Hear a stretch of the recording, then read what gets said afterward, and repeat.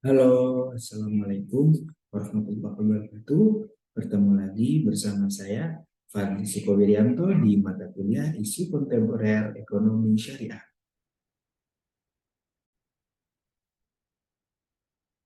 Alhamdulillah Rabbil Alamin, wa bihi nasta'in ala umuri dunya waddin.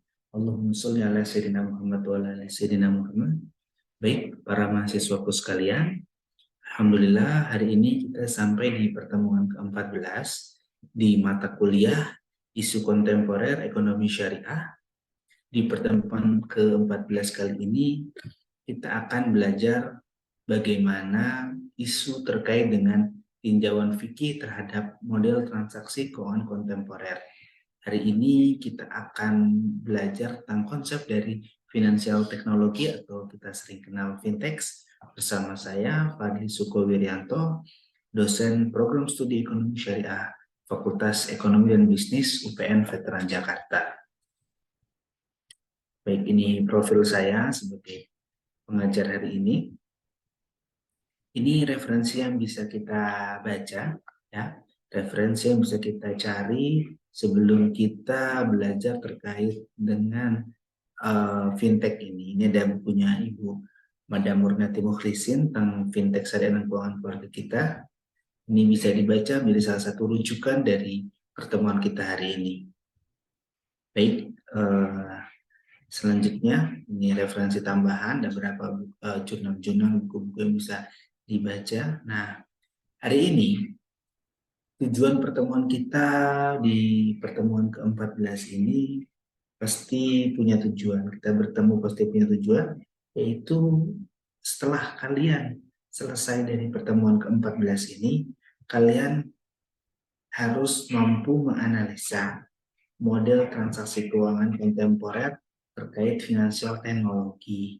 Sebelumnya kalian juga harus tahu apa itu fintech, akad-akadnya apa saja, kemudian apa sih fintech itu apa aja sih, bedanya syariah dan konvensional itu apa sih. Nah, di sini kalian nanti bisa pelajari. Setelah kalian belajar ini, kalian nanti akhirnya tahu, oh isu-isu yang ada di fintech itu seperti ini, seperti ini. Oke. Baik, slide selanjutnya ini outline kita hari ini, fintech konsep dan jenis-jenisnya, gitu ya. Bukan fintech konvensional versus fintech syariah, gitu ya.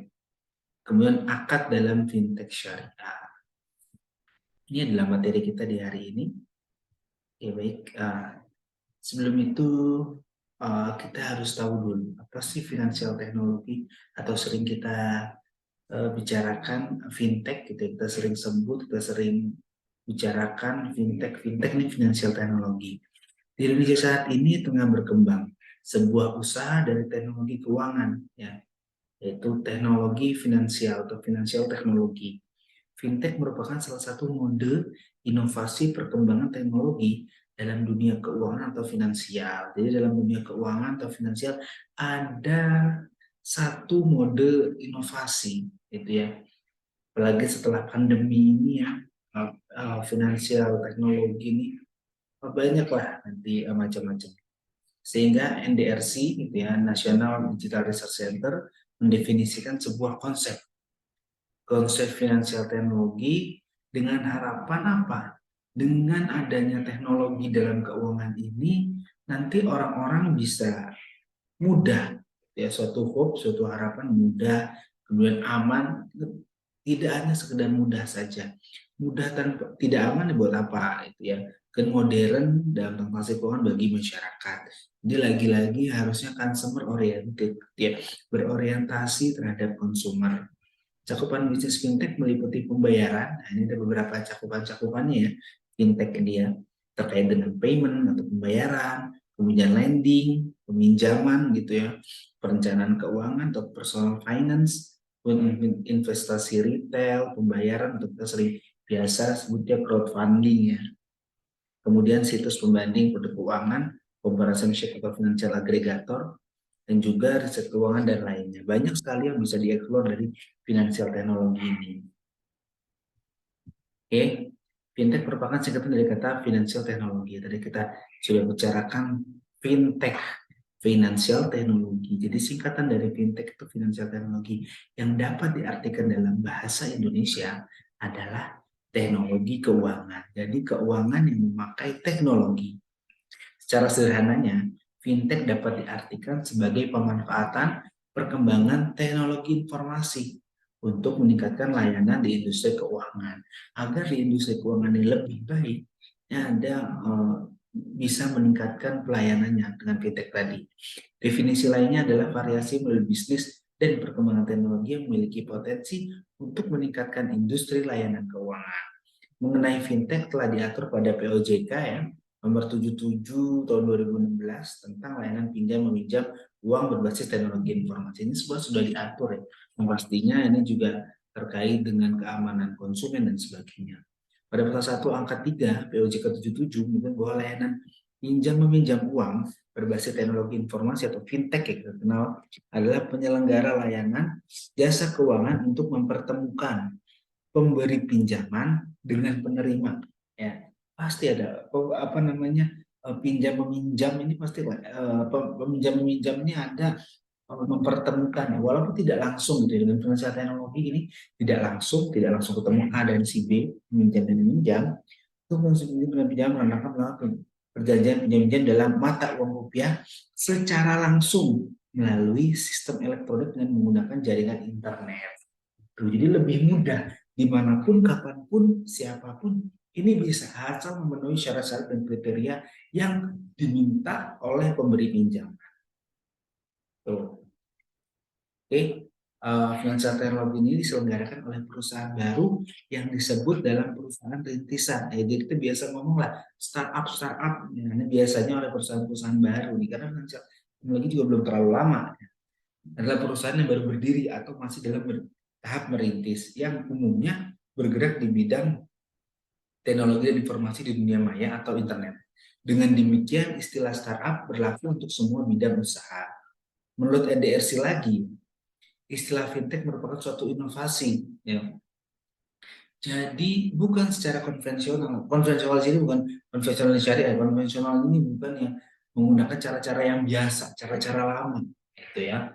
Teknologi yang modern dan bidang finansial. Pada hakikatnya, fintech merupakan layanan keuangan berbasis teknologi, di mana fintech sebagai suatu layanan yang inovatif dalam bidang jasa keuangan yang menggunakan sistem secara online, merupakan salah satu produk fintech seperti pembayaran tagihan listrik. Jadi bukan hanya ya keuangan lah. Jadi bisa untuk apa? Untuk membayar tagihan listrik, ya kemudian cicilan kendaraan, premi asuransi, ya, online gitu ya, baik merupakan uang maupun pengecekan saldo dengan mobile banking ini juga merupakan produk fintech. Jadi segala macam apa ya, segala macam aktivitas keuangan, kita bisa bicara aktivitas ya, aktivitas keuangan ya yang menggunakan IT ini bisa saja disebut dengan fintech, financial teknologi. Berarti apa? Berarti dia sudah menggunakan teknologi sistem informasi dalam bertransaksi. Ini bisa disebut financial teknologi. Tuh. Fintech termasuk dalam layanan industri jasa keuangan digital. Berbicara mengenai dasar hukum fintech di sebuah negara, maka akan membahas tentang acuan hukum. Ya. Acuan hukumnya apa saja? Mengenai terkuat jalannya sebuah sistem fintech. Hak dan kewajiban masing-masing subjek hukum termasuk perlindungan bagi konsumen fintech. Jadi kita tidak bicara syariah atau konvensional terlebih dahulu ya. Jadi fintech ini sudah dilindungi itu. Nanti bagaimana syariah melihatnya nanti kita akan bahas juga itu ya. Tapi pasti fintech ini sudah dilindungi secara undang-undang. Ada beberapa hukumnya ya. Terkait pertama POJK nomor tadi yang kita sudah bahas 77 2016, kemudian POJK nomor 2013 dan juga Undang-Undang nomor 11 tahun 2008. Kemudian peraturan pemerintah nomor 82 dan juga PBI 2017. Nah, ini payung hukum layanan fintech yang mengatur secara umum. Ya, tadi nanti selain itu juga ada terkait dengan perlindungan konsumen, tadi saya bilang di awal. Ini juga menjadi dasar dari financial technology. Oke, nah ini secara kita sekarang ngomong secara syariah. Fintech gitu ya, tadi konvensional banyak dasar hukumnya. Ternyata kalau di financial teknologi syariah ya, mungkin kalian sudah dapat pernah lah dengar gitu tentang fintech syariah gitu ya. ini ada acuan atau dasar hukumnya di Fatwa DSN MUI nomor 117 tahun 2018. Fatwa DSN MUI mengenai prinsip syariah pada layanan pembiayaan berbasis digital.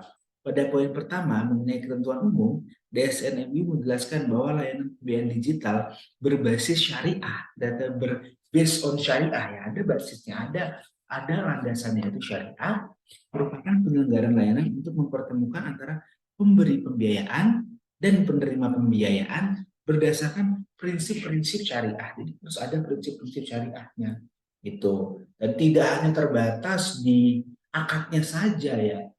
Bahkan goror, maisir, kemudian nanti kita lihat juga nanti kalau pembiayaan misalnya pinjemnya duit ini dari mana gitu ya. Apakah duitnya dari dia bergerak di bidang yang tidak halal, ini juga tidak bisa gitu ya. Ya walaupun banyak orang yang berkata, oh iya, jadi kan yang penting sesuai syariah saja, tidak ada riba, tidak ada maisir, tidak ada goror, tapi tidak semudah itu. Kita lihat juga ketika nanti misalnya pembiayaannya eh, apa namanya digunakan untuk sesuatu yang tidak baik, ini tidak termasuk fintech syariah, gitu. Fatwa DSN MUI nomor 117 ini poin keempat dari Fatwa DSN MUI nomor 117 mengenai ketentuan perdana layanan pembiayaan teknologi informasi menyebutkan bahwa kegiatan transaksi ini tidak boleh mengandung unsur riba, ya, tadlis, ya, curang gitu ya, goror gitu ya, goror nggak jelas gitu ya, mesir, judi, haram dan zalim. Perbedaan mendasar antara fintech pada umumnya dengan fintech adalah dengan perhatian akan syariah yang akan dibentuk dalam sebuah kegiatan layanan pembiayaan berbasis teknologi informasi.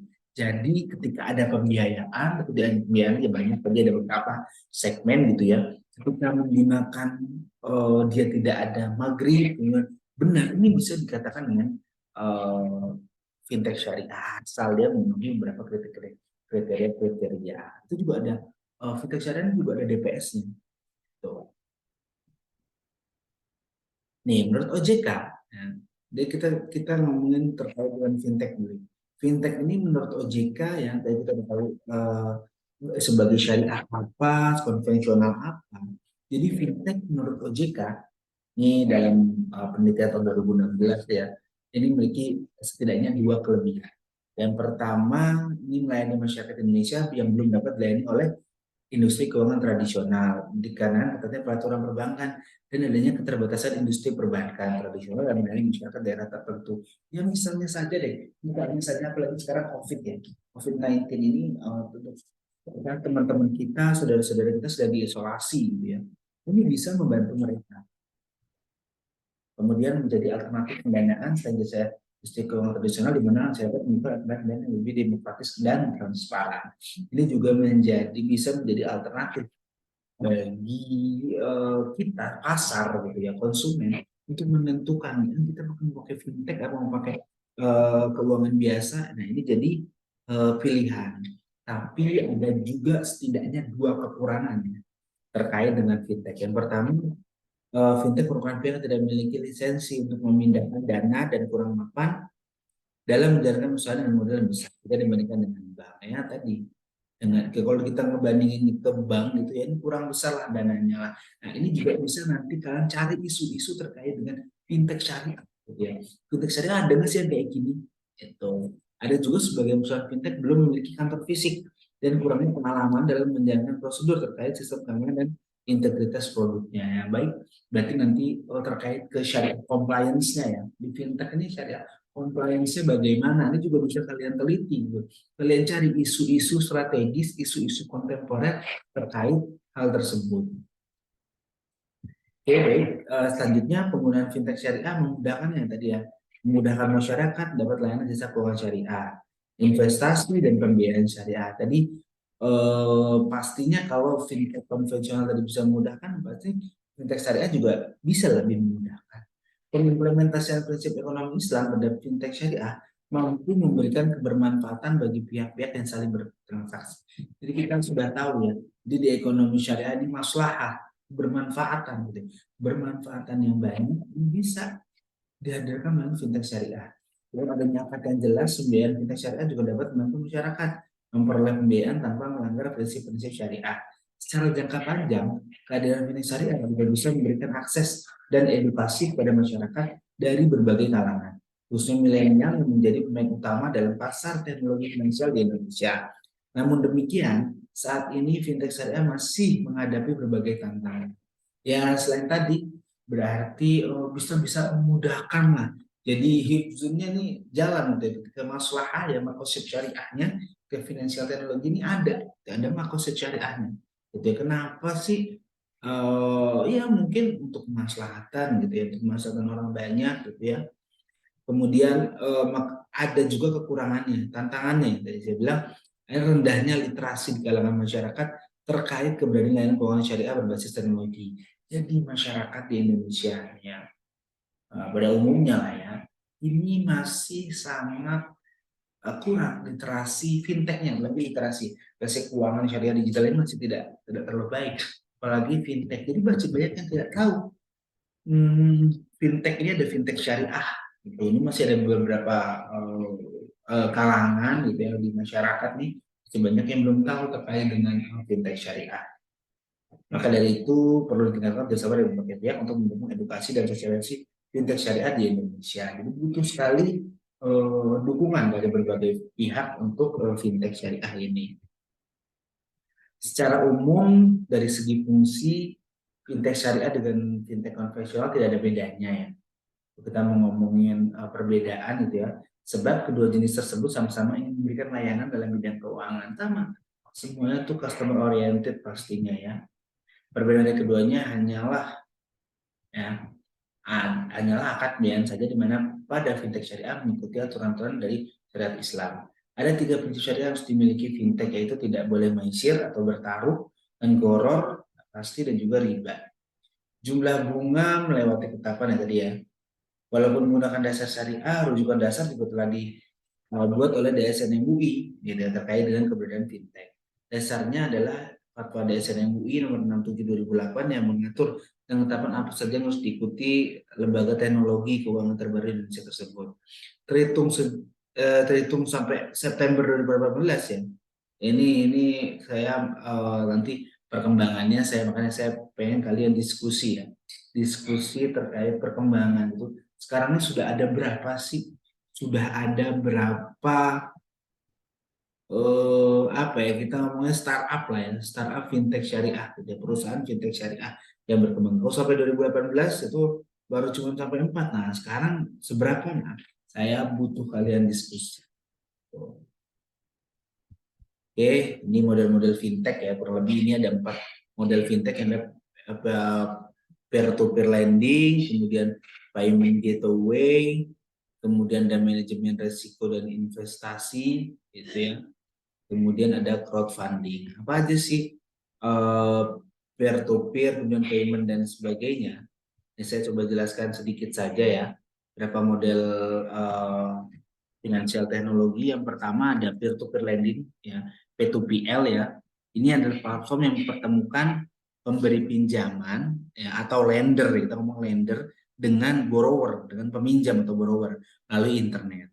Pinjaman peer-to-peer menyediakan mekanisme manajemen kredit dan risiko. Platform ini membantu memberi pinjaman dan peminjam memenuhi kebutuhan pribadi mereka dan menggunakan dana secara efektif. Itu yang contohnya lah, kita tahu peer-to-peer lending ini apa ya?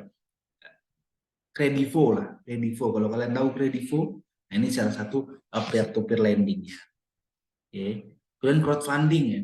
Crowdfunding ini sebagai contohnya ada kita bisa sering kan, kita bisa gitu ya. Nah, crowdfunding adalah jenis teknologi di mana konsep atau produk seperti desain, program, konten, karya kreatif ini dirilis ke publik dan minta dukungan keuangan sama publik gitu ya. Intinya funding dari crowd lah. Kita ngumpulin uang dari crowd, dari masyarakat gitu ya, dari kita bisa dan segalanya gitu ya. Banyaklah Santara, Bizzer dan segala macam ini masuk dengan crowdfunding. Kan payment gateway. Nah, payment gateway ini kita sudah pakai banyak, misalnya ShopeePay gitu ya, kemudian Dana, OVO dan sebagainya gitu ya. Di payment gateway itu pembayaran merupakan salah satu platform fintech ya, berupa metode pembayaran atau transfer antar pengguna Tuh. Payment gateway pada fintech menghubungkan bisnis e-commerce dengan berbagai bank, sehingga pembeli dan penjual dapat melakukan transaksi. Bentuk lain dari layanan fintech ini dalam bisa juga kita ngomongnya e-wallet, ya. E-wallet dompet elektronik gitu ya, atau dompet digital gitu ya. Mungkin pengguna menghemat uang di aplikasi dan dapat digunakan untuk transaksi kapan saja. Yang terakhir ada manajemen risiko dan juga investasi. Ini termasuk ke fintech ya. Contohnya ada Bibit gitu ya, Bareksa, Pasar Polis dan sebagainya. Gitu ya. Ini kita bisa terbantu dengan fintech ini membuat keputusan terkait dengan keuangan. Kalau terkait keuangan dibantu nanti di situ. Itu terkait model-model fintech. Jadi ada, kurang lebih ada 4 lah ya model fintech yang ada gitu ya. Yang saat ini ada di masyarakat. So, kalau kalian temuin model fintech lain juga boleh nanti komen ya di kolom chat gitu ya. Oke, selanjutnya untuk memperoleh pembiayaan syariah, perusahaan fintech merupakan perantara. Ini tadi ya, perantara antara peminjam atau pelaku usaha dengan investor atau institusi keuangan syariah seperti perbankan syariah dan sebagainya. Bukan seperti memberi modal seperti pada fintech konvensional. Platform yang disediakan adalah pembiayaan murah untuk UMKM yang menggunakan pendekatan tadi P2PL ya, marketplace, konsep yang melalui perusahaan fintech merupakan solusi dan jawaban bagi UMKM. Jadi ketika kita mau membantu UMKM, ini ada P2PL, tadi bisa bantu para UMKM dengan P2PL tadi lewat akad yang sudah disepakati antara pemberi maupun penerima.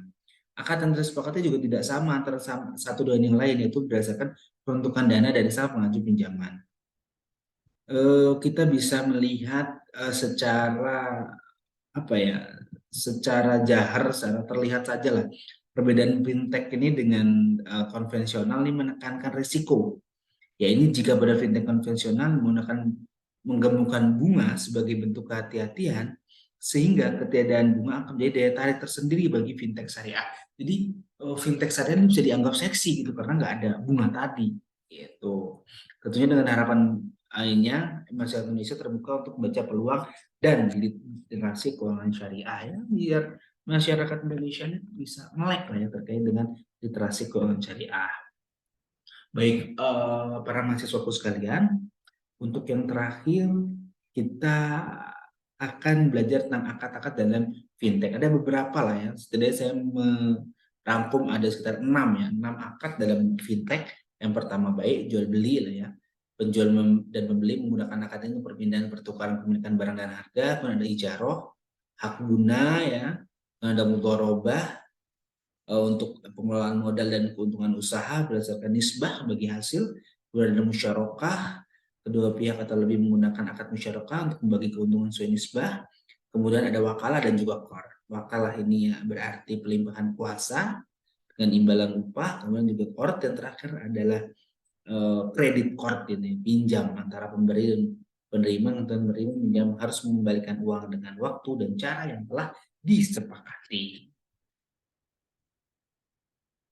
Oke, baik para mahasiswaku sekalian, mungkin itu saja di pertemuan kita ke-14 terkait finansial teknologi ya. Semoga konsep-konsep dengan perbedaan akad ini bisa menjadi pemancing kalian untuk bisa menghasilkan isu-isu terbaru dari finansial teknologi.